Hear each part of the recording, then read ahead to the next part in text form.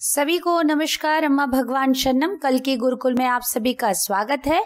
श्री कल्की के दिव्य उपस्थिति को अभी हम सभी मिलकर बुलाएंगे। शिष्ट जनावन दुष्ट हरा खगतुर गौतम वाहन ते कल्की रूप परिपालय मां भक्तं ते परिपालय मां। शिष्ट जनावन दुष्ट हरा खगतुर गौतम वाहन ते कल्की रूप परिपालय मां भक्तं ते परिपालय मां। शिष्ट जनावन दुष्ट हरा खगतुर गौतम वाहन ते कल्की रूप परिपालय मां भक्तं ते परिपालय मां। धीरे से आंखें खोलिए। आज हम धर्म 49 में श्री अम्मा भगवान ने जो भी टीचिंग्स दिया है, आज हम उसे देखेंगे। हर दिन सारे विश्व में श्री कल्की के द्वारा कई सारे चमत्कार घट रहे हैं। चमत्कार प्राकृतिक सिद्धांत का विरुद्धाचरण नहीं करते, वो उच्च सिद्धांतों के अनुयायी होते हैं। चमत्कार के उद्देश्य है आपके मन के चंगुल से आपको मुक्त करना। तो यहाँ आप देखिए श्री मूर्ति में कैसे श्री परम ज्योति प्रत्यक्ष हुए हैं। श्री भगवान जी के दिव्य वाणी को अभी हम सुनेंगे।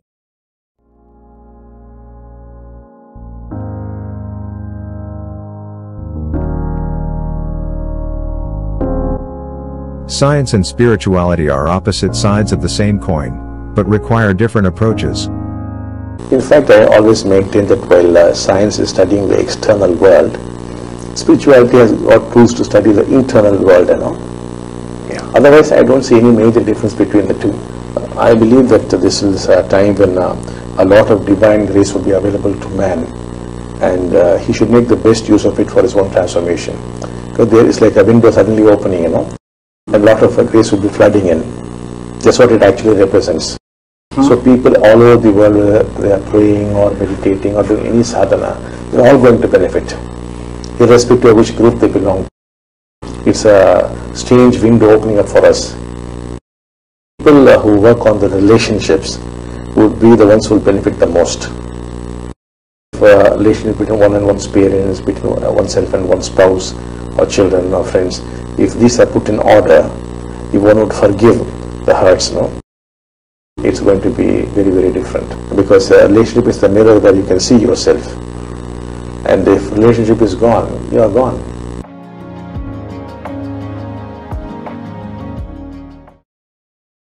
अभी हम अनुवाद सुनेंगे। विज्ञान शास्त्र आध्यात्मिकता एक ही सिक्के के दो विपरीत पहलू है। दोनों को देखने की एक अलग अलग दृष्टिकोण होना चाहिए। हमारे अनुसार विज्ञान बाहरी दुनिया के बारे में अध्ययन करता है, जबकि आध्यात्मिकता आंतरिक दुनिया को अध्ययन करता है। हम इन दोनों में ज्यादा अंतर नहीं देखते। हम विश्वास करते हैं कि अभी समय ऐसा है जहाँ पर बहुत सारा दिव्य अनुग्रह मनुष्य के लिए उपलब्ध है और मनुष्य इस दिव्य अनुग्रह की उपलब्धि करते हुए अपने जीवन में परिवर्तन को अनुभव करना चाहिए। अचानक से एक खिड़की खुल गया जहां पर बहुत सारा दिव्य अनुग्रह प्रवाहित हो रहा है। असल में अभी यही दुनिया भर के लोग, कोई प्रार्थना कर रहे हैं, कोई ध्यान कर रहे हैं, कोई अन्य साधना कर रहे हैं, वो किसी भी गोष्ठी के क्यों ना हो, यह खिड़की अभी खुला है, इसीलिए वो उसका पूरा लाभ उठा सकते हैं। ये एक ऐसी विचित्र खिड़की है जो अभी सभी के लिए खुला हुआ है। जो कोई भी अपने रिश्ते के ऊपर कार्य करेंगे वो इस अनुग्रह को सबसे ज्यादा प्राप्त कर सकते हैं। रिश्ते माता पिता के साथ, अपने पति पत्नी, संतान, दोस्त, जब आप इन रिश्तों में जो भी आघात है उसे पूरी तरह से बाहर निकालकर जब क्षमा करना शुरू करते हैं, आपके लिए जीवन संपूर्ण रूप से भिन्न हो जाएगा। क्योंकि आपके रिश्ते एक आईने की तरह आप अपने आप को वहां पर देखते हैं। अगर रिश्ते नहीं तो आप भी नहीं। अभी हम एक जीवन मुक्ता कैसे जीते हैं श्री भगवान जी के दिव्य वाणी में सुनेंगे।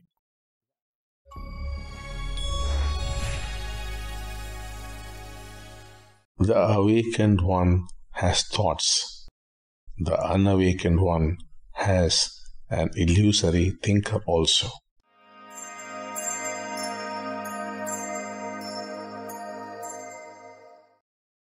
मुक्ति पाए हुए व्यक्ति के अंदर सभी प्रकार के सोच विचार होते हैं। उनके भीतर कोई व्यक्ति नहीं है जो सोच रहा है।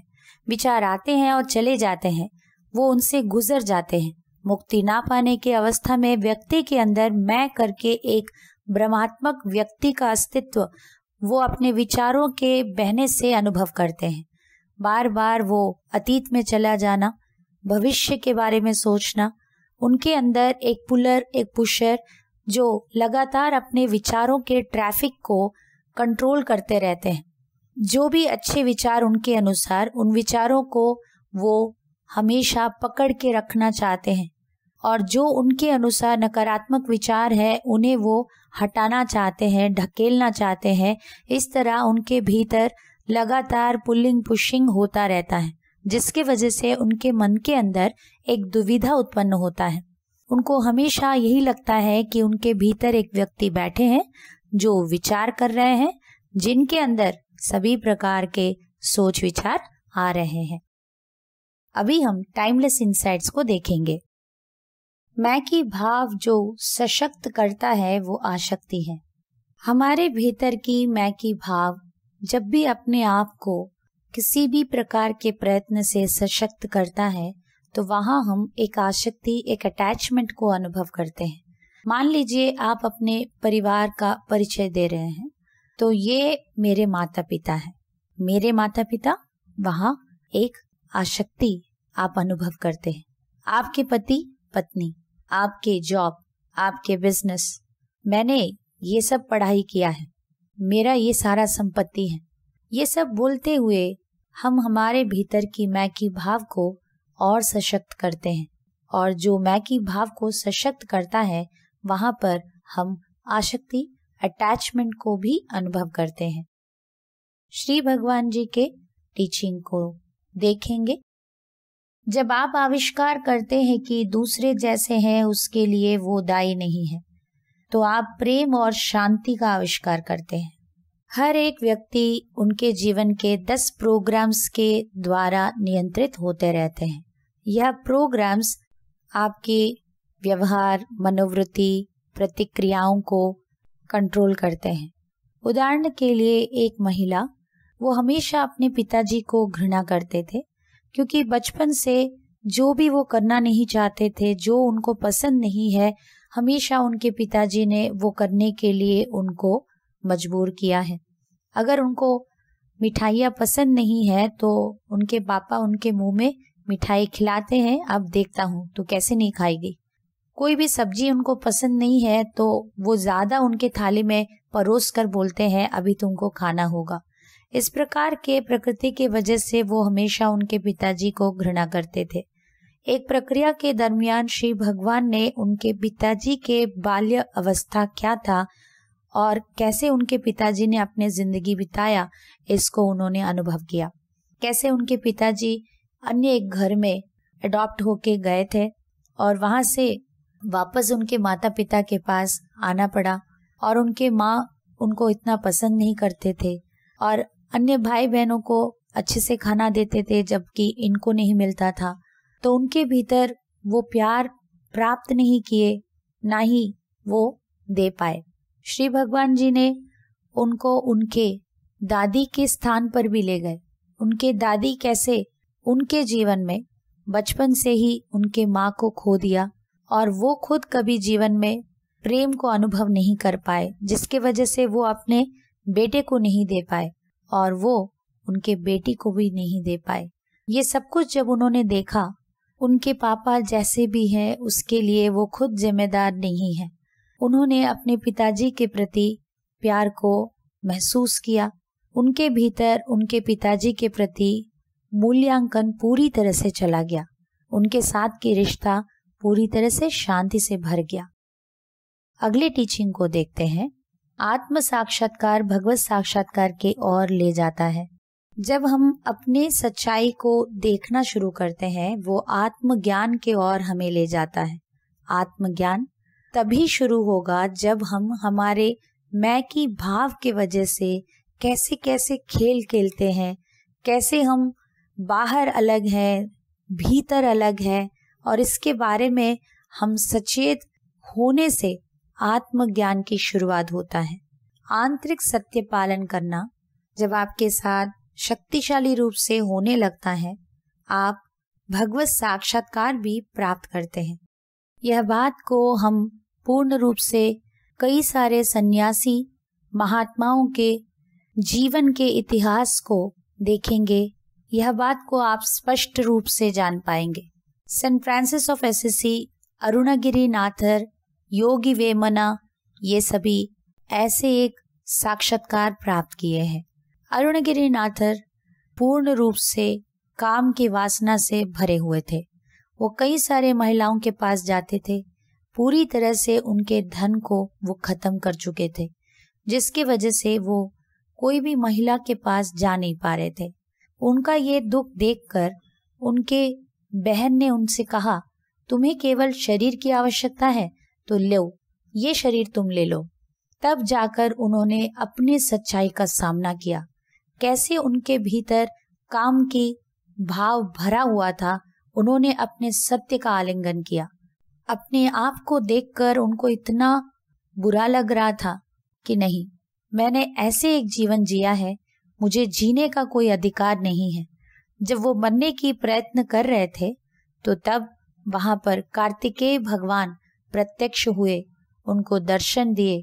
उसके बाद जो हुआ वो बड़ा इतिहास था। किसी भी व्यक्ति के जीवन में आध्यात्मिक प्रगति कुछ घंटे ध्यान करने के वजह से या कोई बड़ा फिलॉसफिकल नॉलेज इकट्ठा करने के वजह से नहीं हुआ। आत्मज्ञान की बोध जब हम अपने सच्चाई को जानेंगे, पहचानेंगे, उसे आलिंगन करेंगे, तभी संभव है। इसीलिए आत्म साक्षात्कार आपके हृदय निवासी आपके भगवान का दर्शन कराता है। आत्म साक्षात्कार भगवत साक्षात्कार के ओर हमें ले जाता है। सफलता का रहस्य देखेंगे। सुख को वंचित करने से सफलता प्राप्त होता है। एक लड़का जो बहुत ही अमीर परिवार से है, हमेशा सुख भोग विलास में ही उनका जीवन बिताते गए। कभी भी उन्होंने पढ़ाई में ध्यान नहीं दिया, नैतिक मूल्य भी नहीं थे। किसी को सम्मान करना क्या होता है उन्हें पता नहीं। हमेशा दोस्तों के साथ घूमना, खाना, एंजॉय करना, ऐसे करते उनके एग्जाम्स में वो फेल हो गए। उनके सभी दोस्त जो हैं सभी अगले क्लास में चले गए। उनको जीवन में असफलता का बोध हुआ। वो खुद को लज्जित अनुभव करते हुए एक प्रक्रिया में भाग लेने के समय पर उनके भीतर एक बहुत बड़ा परिवर्तन हुआ। उन्होंने फिर से अपने पढ़ाई में मन लगाना, जीवन में जो भी गलतियां किए हैं उसे सुधारने की ओर प्रयत्न शुरू किए। अगली बार उन्होंने एग्जाम्स में बहुत अच्छा मार्क्स कमाया, क्योंकि उन्होंने निर्णय लिया था जब तक वो पूरी तरह से अपने जीवन में सफल नहीं होते तब तक वो फिर से वो सारे सुखों के पीछे नहीं भागेंगे। इसका मतलब ये नहीं आपको पूरी तरह से ये सब छोड़ने के लिए कहा जा रहा है, किंतु इन सभी चीजों के ऊपर नियंत्रण अवश्य रखना चाहिए, तब आप एक सफलतापूर्ण व्यक्ति बनेंगे। अभी हम श्री कल्की के चमत्कार देखेंगे। मैं उनेजिल्ड न्यूजीलैंड से हूँ। मैं श्री कल्की को हमारे लिए किए एक चमत्कार के लिए धन्यवाद करना चाहता हूँ। बागबानी के लिए एक ग्रीन हाउस हमारे घर की आमदनी का जरिया है। इस ग्रीन हाउस में एल्यूमिनियम की चौखट वाली 20,000 खिड़कियां हैं। 18 फरवरी 2022 से शुरू हुए 3 दिन के कोर्स के दौरान 75 मील प्रति घंटा से तेज रफ्तार वाले कई प्रचंड तूफान आए। इस प्रकार की प्रचंड प्राकृतिक आपदाएं भारी नुकसान पहुंचाती हैं। हम लोग पिछले अनुभवों के कारण बहुत ज़्यादा डरे हुए थे, क्योंकि मौसम का पूर्वानुमान था 150 किलोमीटर प्रति घंटा से अधिक रफ्तार पर हवाएं चलेंगी। हमने श्री कल्की से हमारे माल, सामान और परिवार की सुरक्षा के लिए प्रार्थना करना शुरू कर दिया। इन तीनों दिन हवाओं का इतना ज़्यादा शोर था कि डरे बिना नहीं रह सकते थे, पर कोर्स के दौरान दैविक ऊर्जा इतनी थी कि बिल्कुल भी चिंता नहीं था। हवाएं इतनी तेज थीं कि शाम को ग्रीन हाउस देखने तक की हिम्मत नहीं पड़ी। वहां हुई तबाही से हम डर रहे थे। आज कोर्स की समाप्ति पर हम लोग ग्रीन हाउस का मुआयना करने गए और क्या देखते हैं, एक भी खिड़की नहीं टूटी थी। इतनी अधिक सुरक्षा, सहायता और इस सब के अलावा अत्यधिक प्रेम के लिए धन्यवाद श्री कल्की। अभी मनन चिंतन करने का समय है। जो भी टीचिंग्स आपने सुना है, अभी आप मनन करें।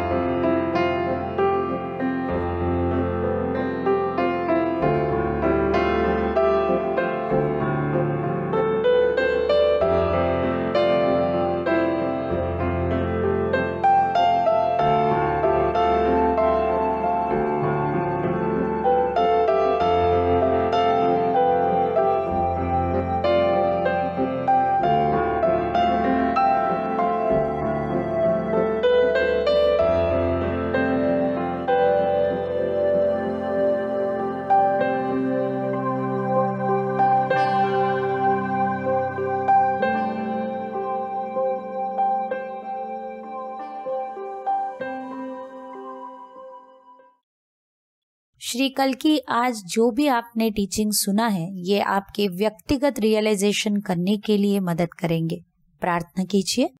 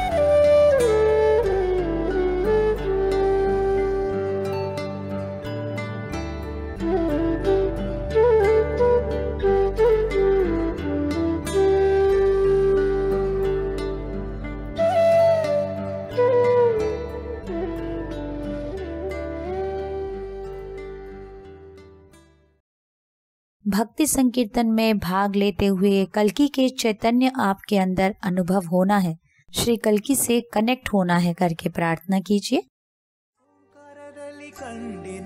श्री भगवती ताईया सच्चिदानंद पर ब्रह्मन सती श्री भवानिया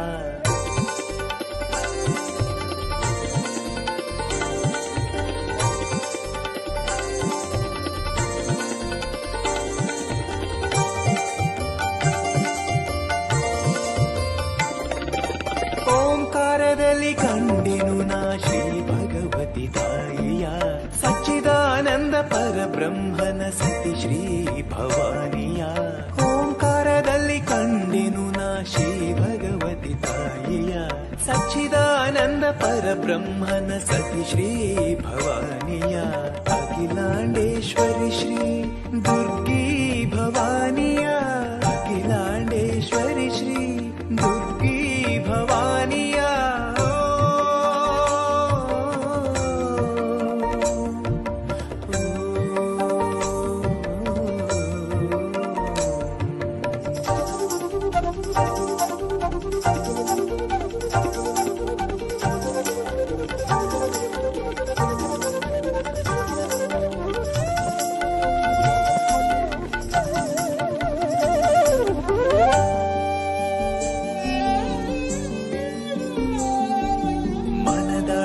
ಆಕಾಶದಲ್ಲಿ ಕಂಗುಳಿಪ ಕಾಂತಿಯಲ್ಲಿ ಮನದಳದಾಕಾಶದಲ್ಲಿ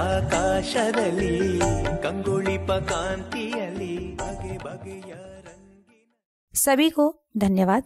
नमस्कार। अम्मा भगवान शरणम।